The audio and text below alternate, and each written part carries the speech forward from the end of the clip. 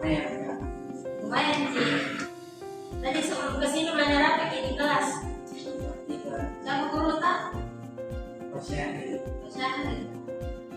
Jadi sebelumnya perkenalkan dulu, namanya kakak itu Kakak Via, yang dimana kakak juga ucapkan terima kasih kepada Ridho sudah datang ke sini untuk melaksanakan konseling individu. Sebelumnya ditahu apa itu konseling individu kan? Tapi belum pernah juga kita ikuti di konseling individu. Jadi kakak jelaskan sedikit, di sini kita akan melaksanakan konseling individu. Di mana konseling individu itu adalah upaya pemberian bantuan yang diberikan oleh seorang konselor kepada atau guru BK kepada peserta didik, yang dimana dalam hal ini kakak berperan sebagai konselor dan Ridho sebagai konselinya, yang dimana dalam konseling ini bukan apa-apa, hanya membantu menyelesaikan permasalahan yang sedang dialami oleh Ridho. Sebelumnya ini juga kakak sudah berkoordinasi dengan Ibu Sri sesuai dengan guru BK. Kita dapat nih Ibu Sri nih. Iya. Ya, Ibu Sri. Oh ya. Nah, jadi tujuannya kakak di sini memanggil Ridho. Kita akan memulai sesi konseling, yang dimana sebelumnya kakak mendapatkan informasi dari guru BK yaitu Ibu Sri bahwa Ridho ini sering terlambat, dan juga berdasarkan observasi biasa kakak lihat piket visit sering terlambat Ridho.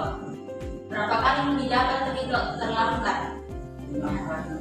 Angkat kita, dilihat juga catatan keterlambatan tak banyak di mata, paling banyak kayaknya mata di rekap keterlambatan.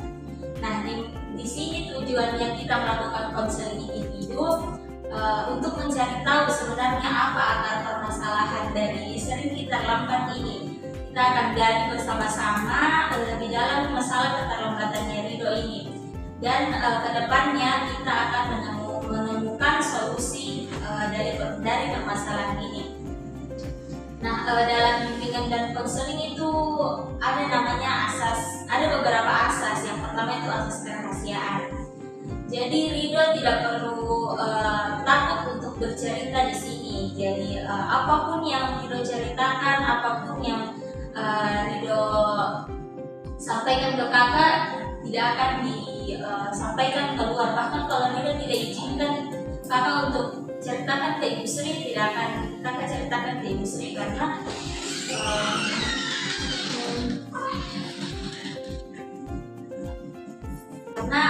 ini juga sebagai kakak terikat dalam asas kerahasiaan ini. Kemudian ada juga asas kesukarelaan, yang dimana Ridho datang ke sini dalam keadaan sukarela, tidak ada paksaan di. Kemudian di sini juga ada asas keterbukaan. Nah, dalam proses konseling ini Ridho harus terbuka, maksudnya tidak ada cerita-cerita yang harus ditutup-tutupi, karena itu tetap ada asas kerahasiaan yang dijaga oleh kakak. Nah, apakah Ridho sudah siap untuk melakukan konseling ini? Cek ya. Jangan kita karena santai-santai saja kita cerita.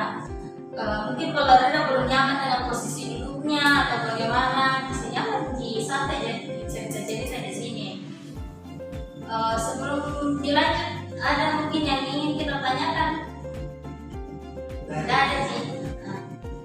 Oke, sebelum itu ini konseling ini akan dilakukan beberapa tahap. Nah, ini tuh tahap awalnya, tahap pendahuluannya. Nah, mengenai permasalahan yang dialami Ridho ini, bisa kita coba ceritakan permasalahan terlambat yang kita alami. Ceritakan mungkin kayak sering kita terlambat beberapa gitu. Terlambat banget. Biasanya cari banyak. Biasanya jadi terlambat bangun, kececer bajuta. Biasanya apa kondisi-kondisi yang membuat kita lambat? Selain itu terlambat bangun, mungkin misalnya kayak malam begadang terkadang begadang, jadi paginya lambat bangun. Jadi biasa. Dalam seminggu biasa berapa kali kita lambat?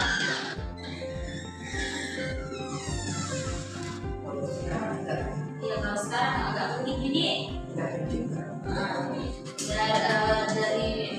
kalau misalnya terlambat biasa itu berapa menit kita lewat? 10 atau berapa menit? 10 atau 15 menit dari waktu yang telah ditentukan nih.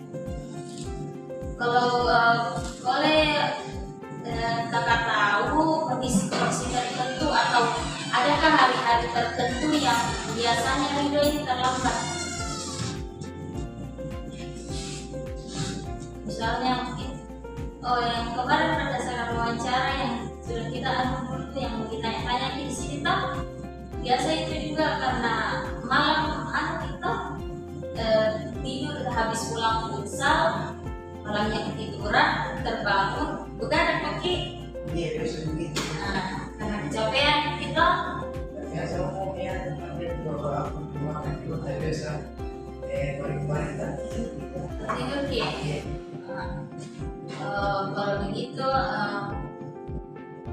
biasanya apa yang terjadi di pagi hari kalau terlambat bersiang atau biasa jam berapa kita bangun kan kalau misalnya terlambat di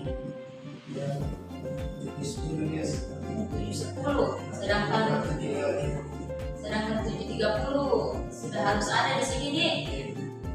Biasa itu selain faktor terlambat, apa yang faktor lainnya yang buat selain faktor lambat bangun, apa yang membuat kita lambat? Ya seperti Tidur tarewang, ideal tadi. Kalau terlambat bangun tidak dikasih bangun atau bagaimana? Biasa dikasih bangun kita terkadang kita sebelum sendiri berjalan. Sama siapa tinggal? Sama tante sama dengan kakak jadi biasa Dina kasih bangun tante sama kadang juga pakai alarm orang tua gimana? Di Jakarta, jadi tinggal bersama kakak tadi sama tante tadi.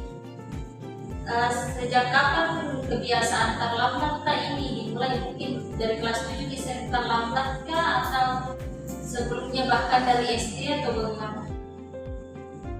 Dari SD karena dulu pas SD juga sering masuk jam 8 tapi katanya pengen di sana pas sebelumnya COVID masuk jam 8. Karena kebiasaan dari SD masuk jam 8 akhirnya terbawa ke SMP, lambat bangun dan segala macam nih.